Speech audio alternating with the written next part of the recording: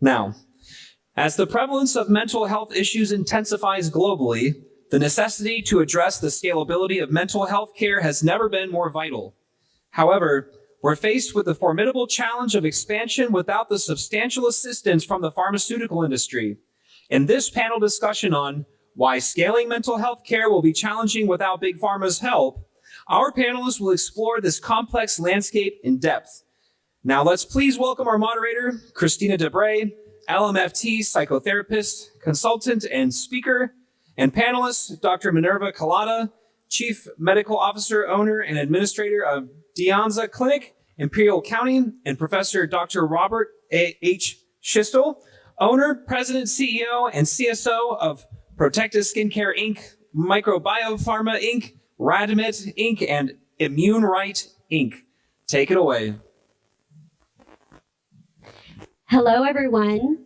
My name is Kristina DeBray, licensed marriage and family therapist, and I'm looking forward to speaking on this panel as well as moderating. We're going to first start with introductions. So my name is Robert H. Schiestl, and I'm Professor Emeritus of Pathology, Environmental Health Sciences, and Radiation Oncology at UCLA and at 4 huge public universities in China. And I have 16 patents. And what I'm talking about today is my 16th patent and my 6th company. And the company is was not even listed on this because it's very new. The company is called Psycho-Good Inc.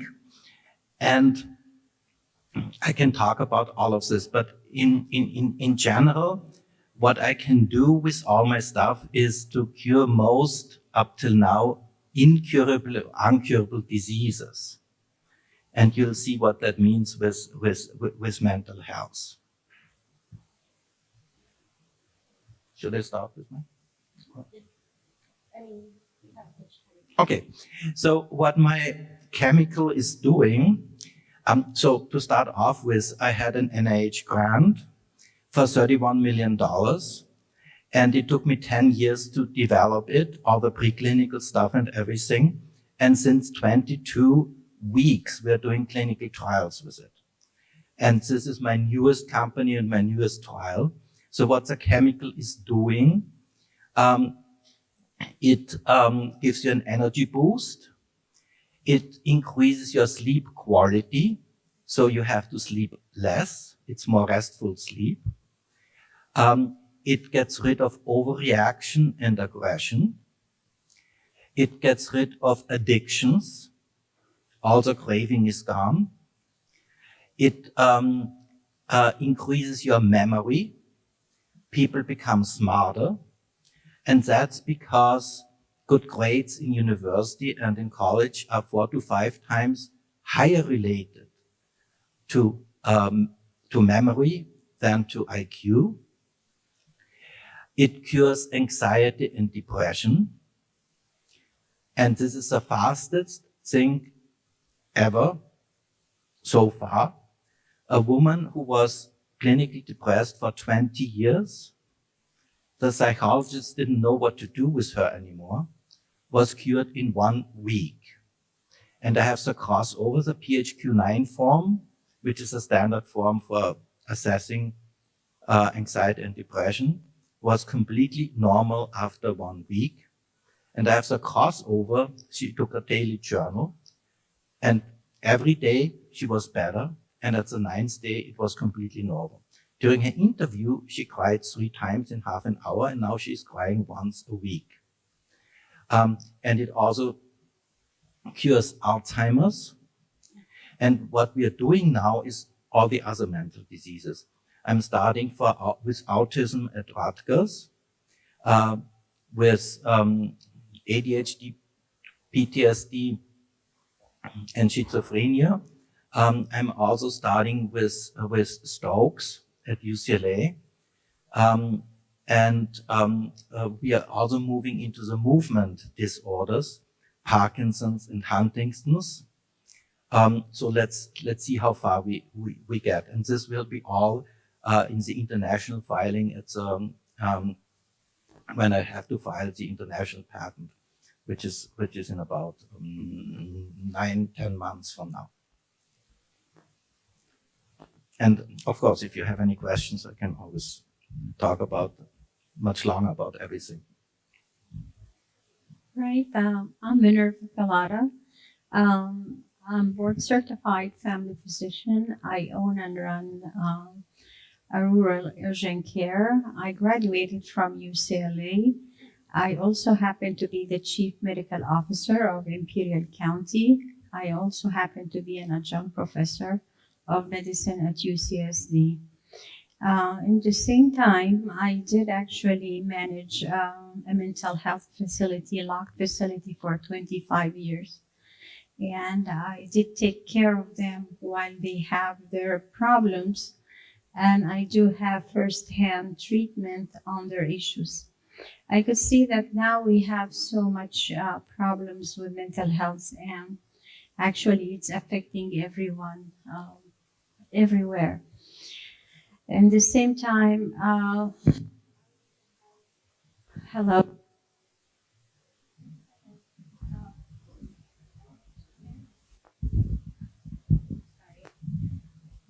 And at the same time, I would say, aside from my involvement with mental health, I have been on a lot of leadership with physicians throughout the San Diego area and Imperial County. And I could see mental health is not only affecting patients, but in general physicians, you know. There's in all sorts of layers that people are really affected.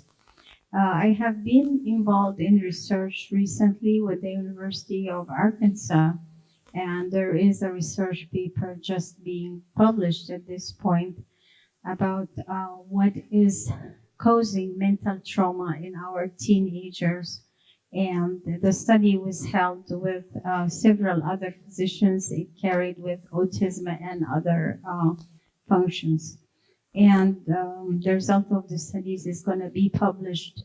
There's many case studies actually is carried in the same token. And that's all about me. Thank you. Okay, so now we're going to begin our 5 to 10 minute presentations. Then we will move on to moderator questions and then audience questions. So, how I got started in mental health is I was born in 1986, and at 6 weeks of age, I was diagnosed with a catastrophic, progressive, and terminal medical condition called cystic fibrosis. I was then later diagnosed as a type 1 diabetic.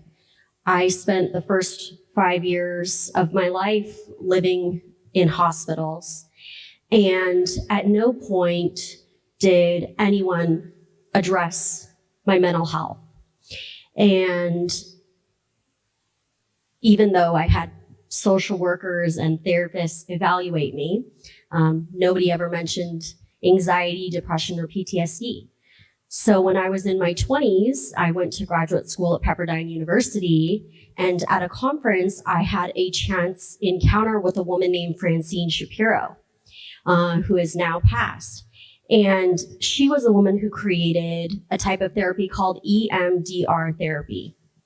And after getting EMDR therapy, I realized that I had, hello, testing. Okay. I had, in fact, PTSD for over 20 years, and I was able to resolve that. And so I decided to specialize in that. And throughout specializing in that, I participated in 3 separate clinical trials as my disease was progressing to end stage. And after the 3rd clinical trial, my health stabilized. And that was about 12 months before COVID started. And also, about 3 months before that started, we had the Saga shooting up in the Santa Clarita Valley where I practice.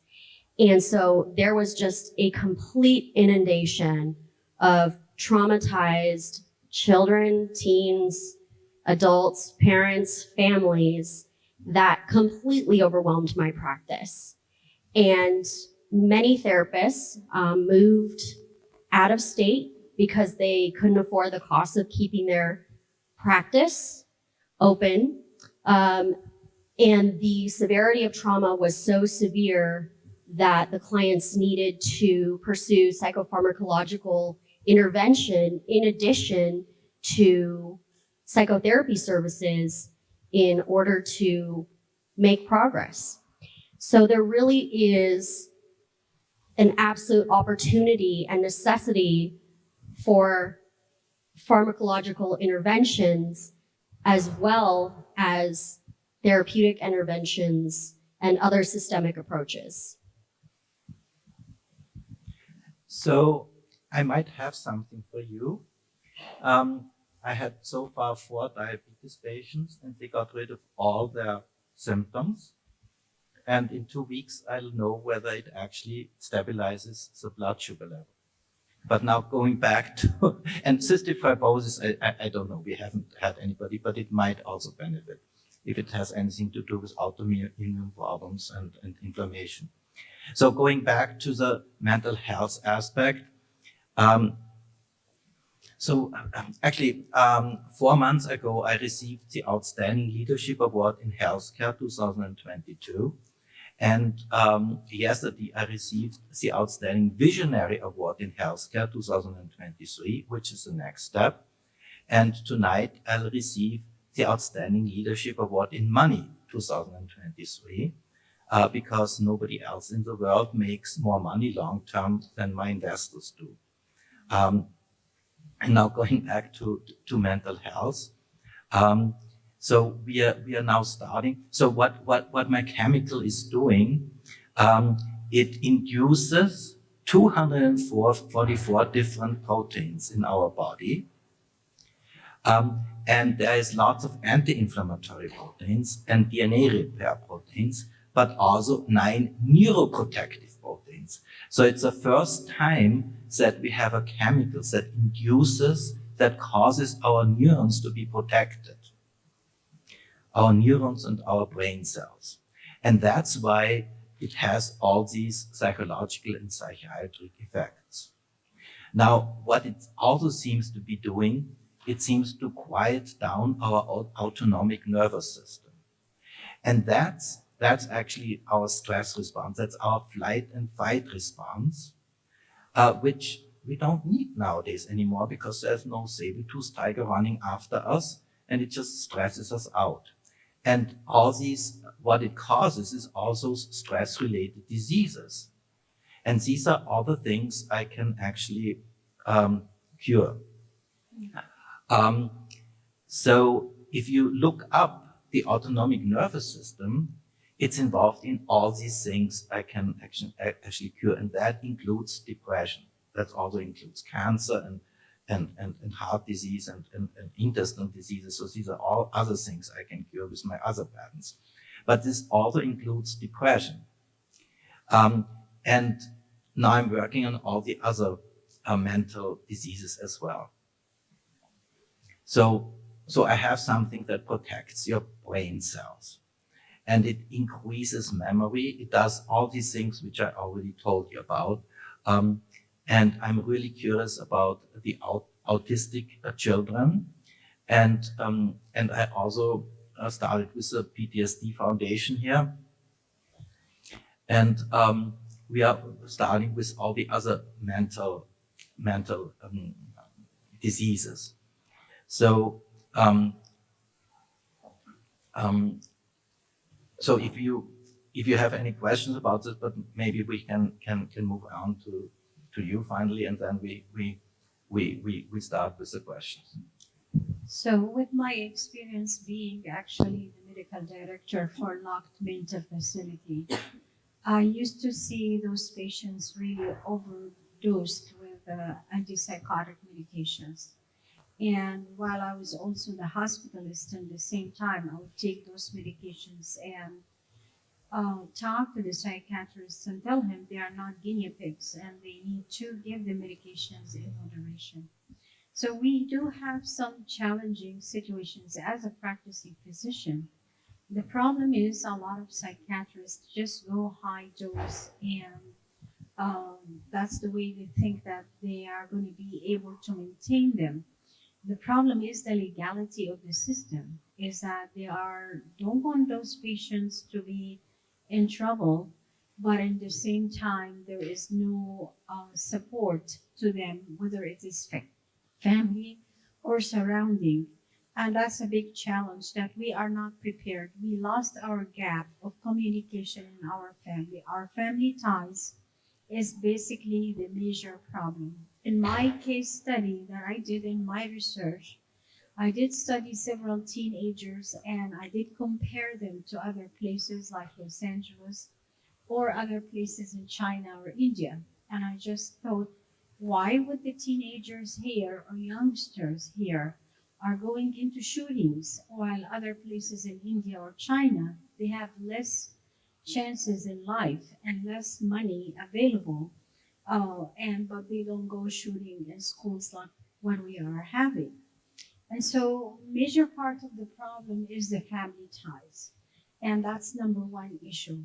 There are several also case studies have been done about schizophrenic patients, and we lead to just immediately dump them in a hospital. And there's many case studies, that one was done by Johns Hopkins University several years ago, talking about that the first hospitalization is basically from there downhill the patients would go. There are several other ways that to handle the situation, which is family support and to help the patient to be compliant to take the medication. I wouldn't say that not taking the medication is the right answer, but not to overdose the patient.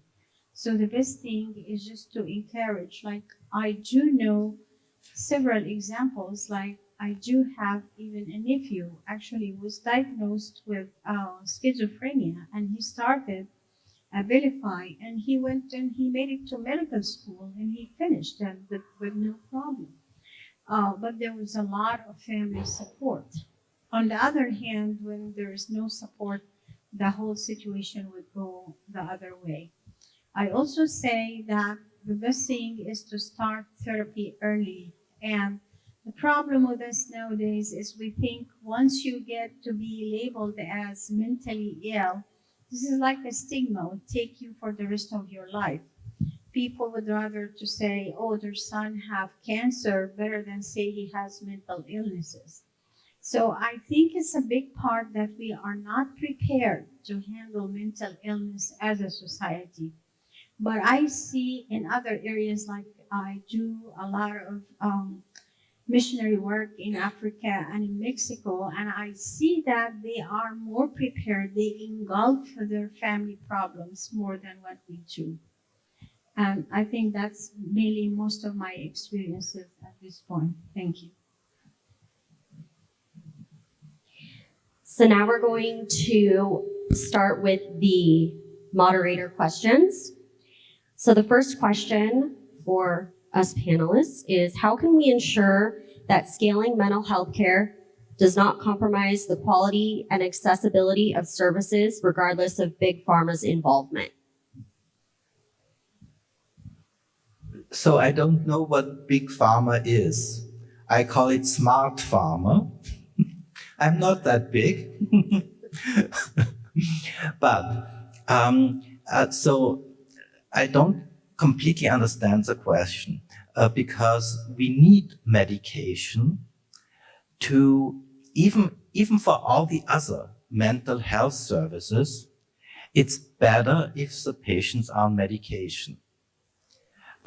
So we need medication to actually prepare the patients, and then with all kinds of mental health services can improve their condition further.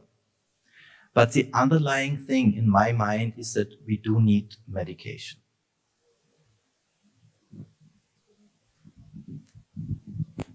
I agree that medication would help, but with moderation. I would say the problem I see in most of mental health is lack of sleep. A lot of PCPs and providers, they do refuse to give narcotics for the patients. And I really am in favor of giving some narcotics to the patients to calm them down. And that's the core of the problem, is lack of sleep. Anyone, if you notice, if you actually don't sleep for a night, you become like a zombie and an angry person.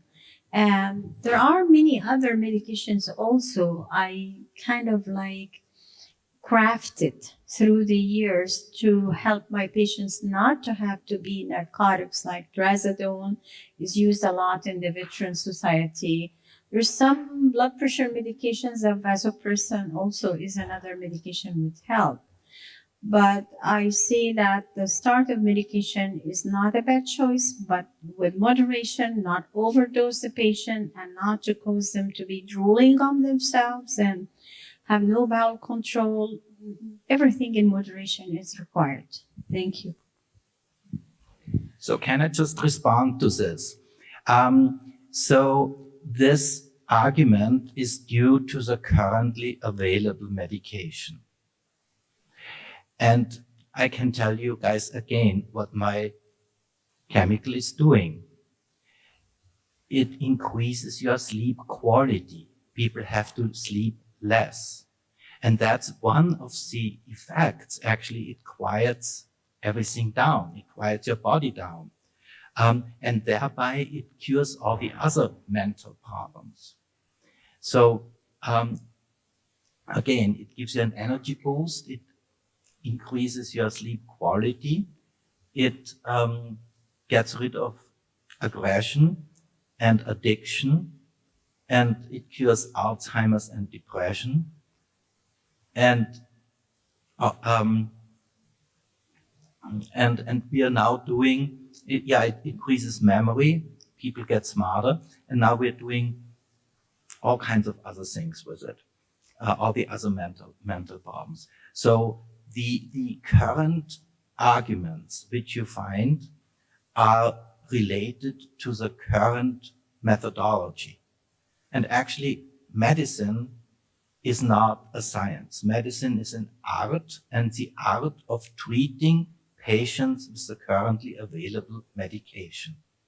And that will change as soon as new medications become available.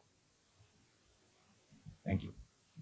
To dovetail off that conversation, I think one of the challenges to consider is the quality of care of the medical doctor and the clinical finesse and the ability to find the right medications. I see this so often with the patients in my practice that they are misdiagnosed, that they're not given the right medications. They are over-medicated. They're coming in for symptoms secondary to medications that aren't the right fit for them.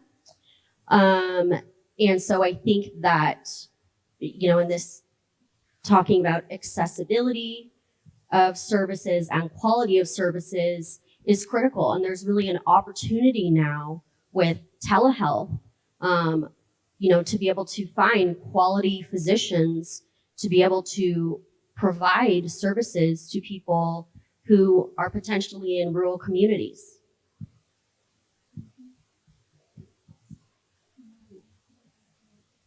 Okay. The next question are, what are some innovative approaches or strategies that can be employed to scale mental health care effectively and efficiently? So yes, to scale up means treat more people, I guess. So we can currently produce 2,000 tons per year of my chemical. That's enough to treat 5.5 billion people. So that's the amount of scaling I can do. If I need to treat more, we are out of people in the world because we only have 7.5 billion people. So, yes, that's the upscaling we can do. I think the upscale would take the mental health person and the people who are around them to kind of like cope with their illnesses, because sometimes the mental trauma is not the person only. The problem is, again, people to recognize the issue. Like my daughter was in the army, and I remember at the time of her going to Iraq, I liked so much the Veteran Association just come and tell me that you need to be seen too. I mean, I felt better to talk to someone, which I think therapy is number one before giving treatment. So I'm so much in favor of therapy as an approach before jumping into medication. I also think it's important to address the barriers to treatment.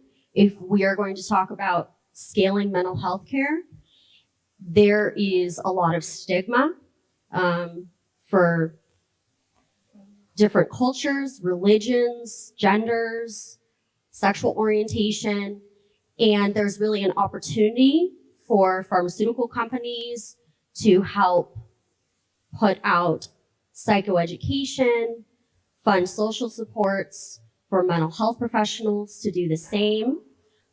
With technology, this is easy to create a TikTok channel or a YouTube channel where people can easily get the information, and to help people feel less afraid, to help connect people with resources, to help people find grants, to help people understand how to navigate insurance and coverage. Sure. I think this stigma, it's not really present in the educated society. Most educated people know that mental problems exist and that there could be help for it. So the stigma might be in rural communities, and yes, I completely agree that the society needs more education, but not just on mental health, on any diseases, and that we need to just be more gentle with everything, with each other, with animals and everything, and to educate everything that it's fine to say that you have a problem. And that truth should be widely available to everybody in our society. And if people accept that, then this stigma will actually go away. I do agree. It's acceptance of the mental illness. We do accept other illnesses, but mental illness is very hard to accept. Kind of the society, in a way, does not want to kind of accept the disease as a disease, you know. They think of it as, oh, once a person is mentally impacted, that he's gone and he is not coming back. We don't have a lot of education, and I agree on that. And I think a big part of it is that, again, is our family ties are really kind of not as strong in supporting the presence of a mental illness. I see that in a lot of the patients that I have. I'll never forget a patient who actually was in the mental facility, and he was a CIA agent, and he was in a high top. One night he kind of got a little bit drunk and he was caught, and afterwards he ended up in a mental facility. It took him 7 years to get out of there to prove that he is sane, but he became insane inside. You could imagine the situation. And this actually, I got so much interest in him because I felt that the man was a very intelligent man, but everybody thought that he was a little bit crazy. I think that his problem was alcohol and drinking, and once he got treated of that, eventually he was able to go back in his life.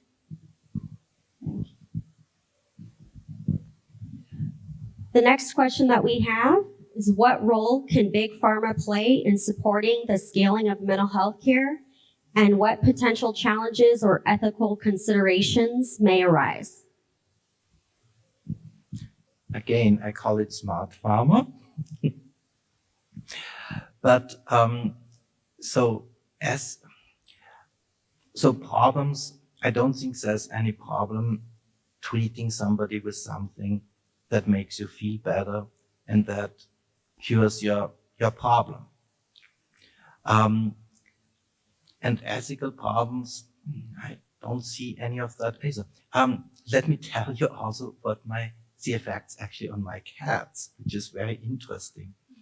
They actually got rid of all their shyness. They don't hide underneath the bed and underneath the blanket anymore. They sleep 2 hours more per day. So it's interesting. People sleep less and need to sleep less, and cats sleep more. They actually, that's a completely different effect. They don't shed anymore. There's no hair on the floor, but that's one of my other companies. I call them lap cats because, like a lap dog, they just want to sit on my lap and being petted. Before, after 5 minutes or 2 minutes of petting, they always went and did something else. And now the only reason why they leave me is if I stop petting them. And they are much more accurate in their jumps. They always arrive where they want to be. They don't bump into things anymore, and they catch the toy every time they reach out their paw. And they became codependent, which is completely unusual for cats. This is usual for dogs. So when I put on my clothes to leave, to do something outside, they put their heads on my thighs and their paws, and they start meowing, which is completely unusual for cats. So they become much more domesticated, much more, much nicer to us.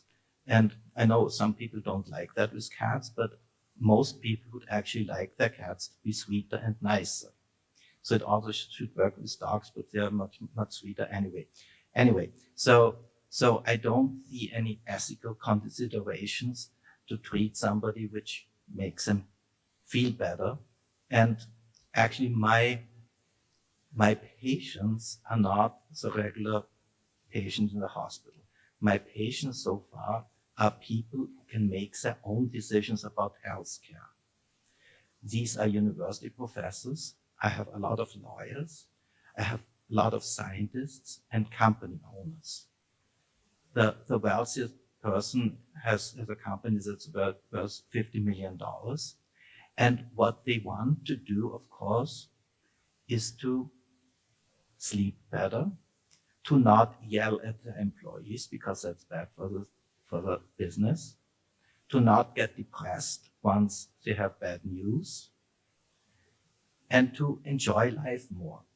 So anyway, I don't see any problems or any ethical considerations. So the same is pharma is really needed, and I think before the pharma, I would say that the psychotherapy should take place. And I don't think any unethical situation here, but only thing I see lately with the psychiatrist is the huge dosages that they put the patients on.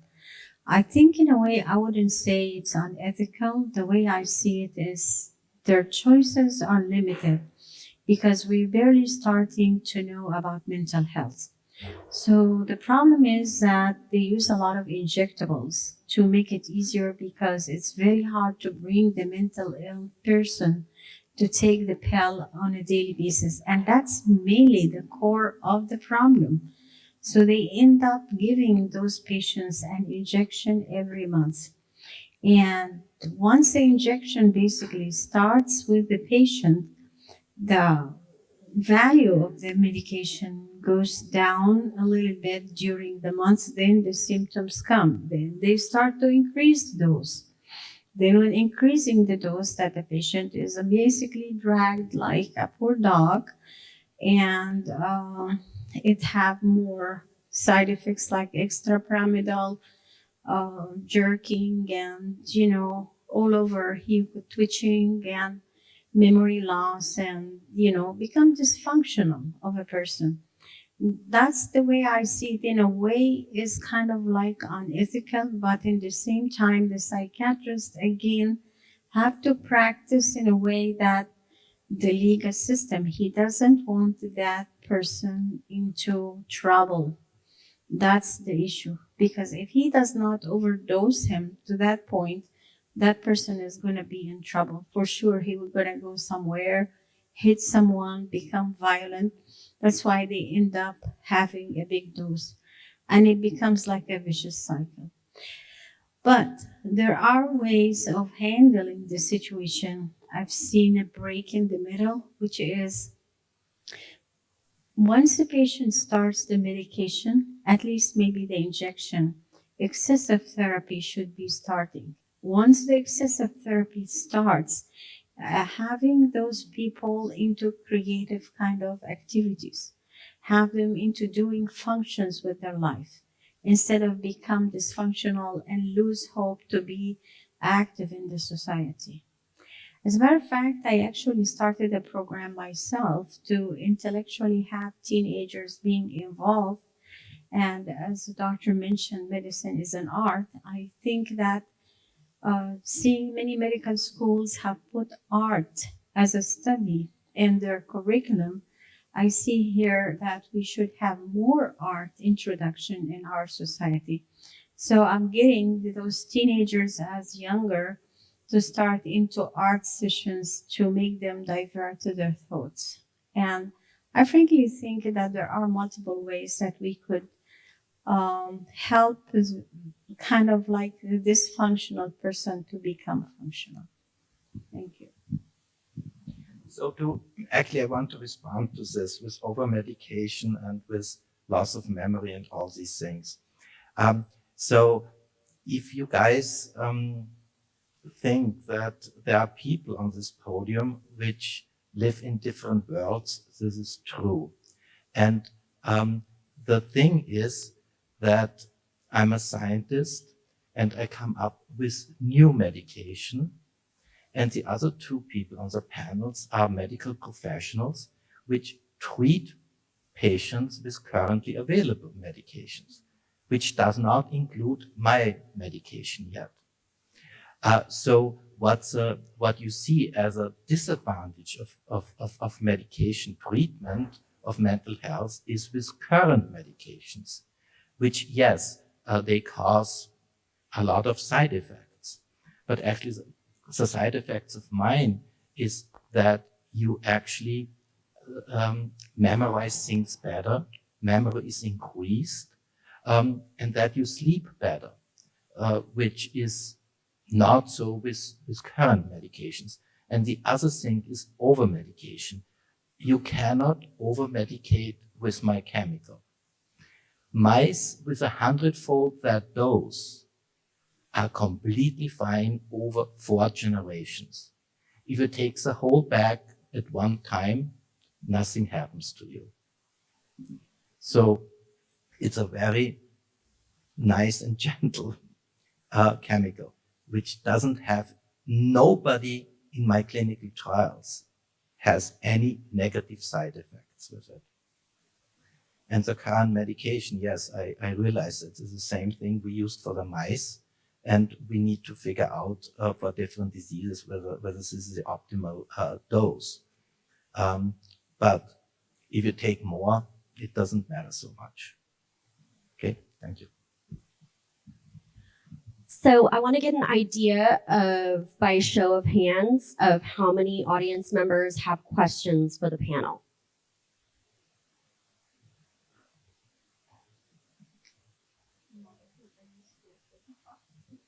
So no questions. Come on, guys, you must have some questions. Please.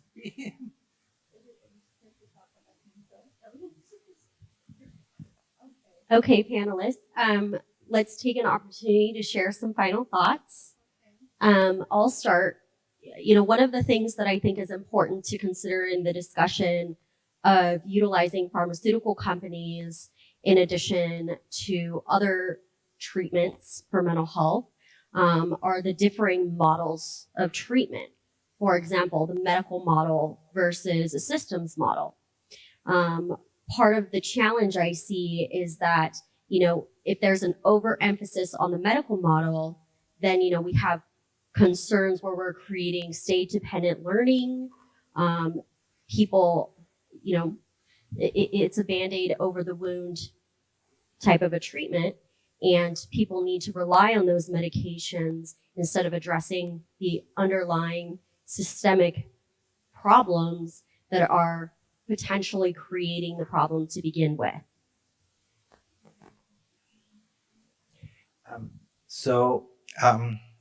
Again, this is a difference between currently available methodology in mental health and new methods. Because first of all, there's no problem. There is no withdrawal effect if you discontinue my chemical. The only thing that can happen is that whatever problems you had before, especially if that's genetic, can reappear. If it's your experience, it might not reappear. Because if you are fine for a couple of months or a year, you might forget about negative experiences. What my chemical actually does, it chases away negative and depressive thoughts. So it makes your brain free for positive things and positive thoughts and positive memories. So I don't think there's any problem with either over-medication or with medication where there's other mental, whether exercises or brain exercises or memory exercises or whatever other people use. I think it's mutually supportive. And people with severe mental diseases do much better in their other brain exercises if they're medicated.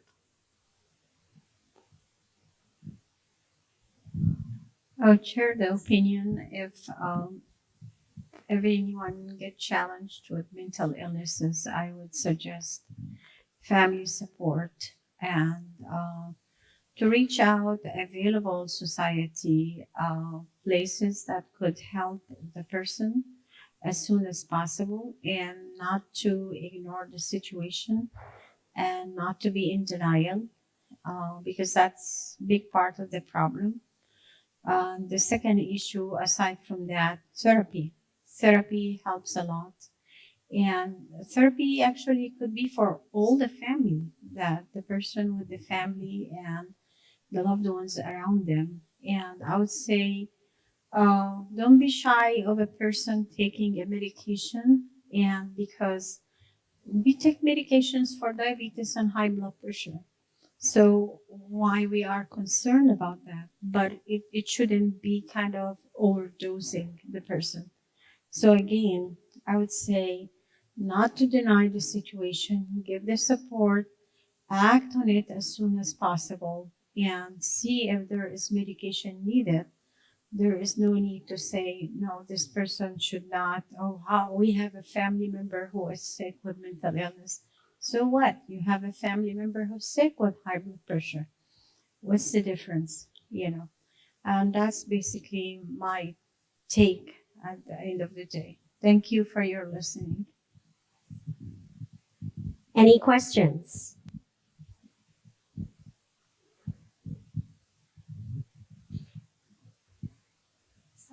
So I think it's interesting that you all come from two different worlds. And I'd be curious, so as I was listening, one of the things that occurred to me is, what if you could combine those worlds?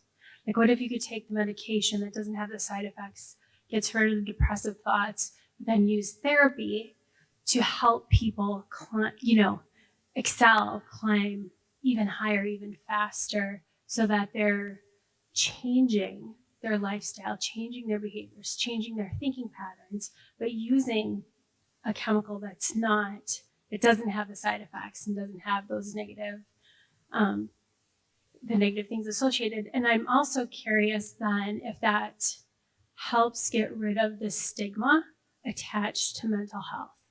Because if you're talking about mental health from a perspective of I'm lifting up versus I have this challenge, it shifts the whole conversation.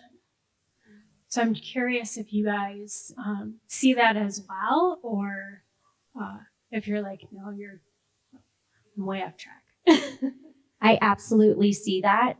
And I think that as improvements are made in, psychopharmacological interventions as well as therapeutic interventions, that overall that will help reduce the stigma. Because, when we're giving somebody a medication that has severe side effects or doesn't work, or a therapy that's, incredibly distressing with minimal benefits, we're unintentionally gaslighting patients. And so working together as clinicians and pharmaceutical companies, there's really an opportunity to continue to fine tune, improve, and reduce the stigma. So I'm very happy that you asked that question, because I talked to you already for 2 hours yesterday, or also today, and you already received all my messages. So you are actually a convert. Oh, interesting. Yeah, I feel like I know it, but I know it better than. Yes.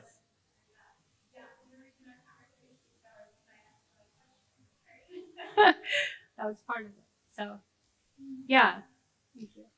Yes, and anybody else who actually is now starting to get interested in my things, I can send everybody information. I just need your business cards. I give you my business cards, and I'll send you information. Thank you. I would just what happened here is yeah.